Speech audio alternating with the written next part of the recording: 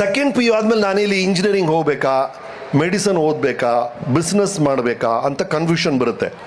ಅಪ್ಪ ಅಮ್ಮ ಇಲ್ಲಿಗೆ ಹೋಗು ಅಂತಾರೆ, ಫ್ರೆಂಡ್ಸ ಇಲ್ಲ ಕೊಡೋ GRE ಬರೀ GMAT ಬರೀ ಫಾರಿನ್ಗೆ ಹೋಗೋಣ ಅಂತ ಅವ್ರೇನೋ ಕನ್ಫ್ಯೂಸ್ ಮಾಡ್ತಿರ್ತಾರೆ.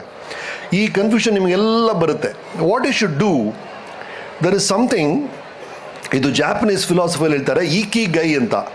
ನೀವು ಕೇಳಬೇಕಾಗಿರೋ ಮೊದಲನೇ ಪ್ರಶ್ನೆ, ನೀವಿರ್ಬೋದು ಅಥವಾ ನಿಮ್ಮ ಮಕ್ಕಳು ಕೇಳಿ, ನಿನಗೆ ಸ್ವಾಭಾವಿಕವಾಗಿ ಯಾವುದಲ್ಲಿ ಇಂಟ್ರೆಸ್ಟ್ ಇದೆ? ಸ್ವಾಭಾವಿಕವಾಗಿ ಅಂದರೆ ಇದನ್ನು ನಾನು ದಿನಕ್ಕೆ 20 ಗಂಟೆ ಮಾಡಿದ್ರೆ ನನಗೆ ಬೋರ್ ಆಗಲ್ಲ ಅನ್ನೋ ವಿಷಯ ಯಾವುದು? ಸರ್ ನನಗೆ ಹಾಡೋದು ಇಷ್ಟ sir. Okay, first question, what do you like?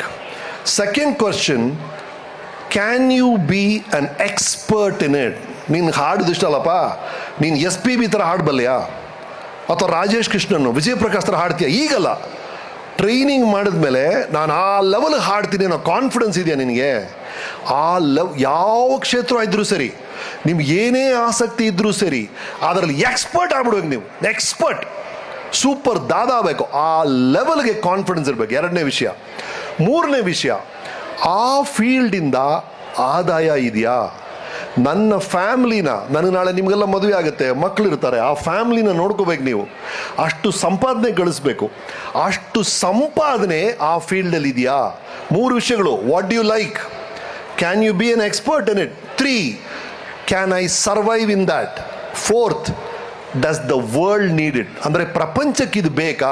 ಅಂದರೆ ಸರ್ ನನಗೆ ಬಾಂಬ್ ಮಾಡೋದ್ರಲ್ಲಿ ಭಾಳ ಇಷ್ಟ ಸರ್, ನಾನು ಬಾಂಬ್ ಮಾಡ್ತೀನಿ ಸರ್. ಹೌದಾ? ಎಕ್ಸ್ಪರ್ಟ್ ಸರ್ ನಾನು. ಅದ್ರಲ್ಲಿ ದುಡ್ಡಿದೆಯಾ? ಟೆರ್ರಿಸ್ಟ್ ಎಲ್ಲ ದುಡ್ಡು ಕೊಡ್ತಾರೆ ಸರ್. ಆದರೆ ಅದು ದೇಶಕ್ಕೆ ಬೇಕಾ? ಪ್ರಪಂಚಕ್ಕೆ ಬೇಕಾ? ಬೇಕಾಗಿಲ್ಲ. ಹಾಗಾದ್ರೆ ನಾನು ಆ ಕಡೆ ಹೋಗಲ್ಲ. ಅಷ್ಟೇ.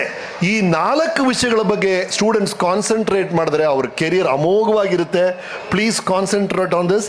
ಈ 4 ವಿಷಯಗಳು ಸೇರಿ ಎಲ್ಲಿ ಬರುತ್ತೋ ಅಲ್ಲಿ ನೀವು ಹೋದರೆ, ಈಗ ಸಚಿನ್ ತೆಂಡೂಲ್ಕರ್ಗೆ ಕ್ರಿಕೆಟ್ ಇಷ್ಟ, ಅದರಲ್ಲಿ ಅವನು ಎಕ್ಸ್ಪರ್ಟು, ಅದರಲ್ಲಿ ದುಡ್ಡು ಸಿಗುತ್ತೆ, ಪ್ರಪಂಚಕ್ಕೆ ಕ್ರಿಕೆಟ್ ಬೇಕು, ಹಾಗಾಗಿ ಅವನು ಶೈನ್ ಆದ. ಹಾಗಾಗಿ choose something among these 4 questions, that will be the success secret. Okay.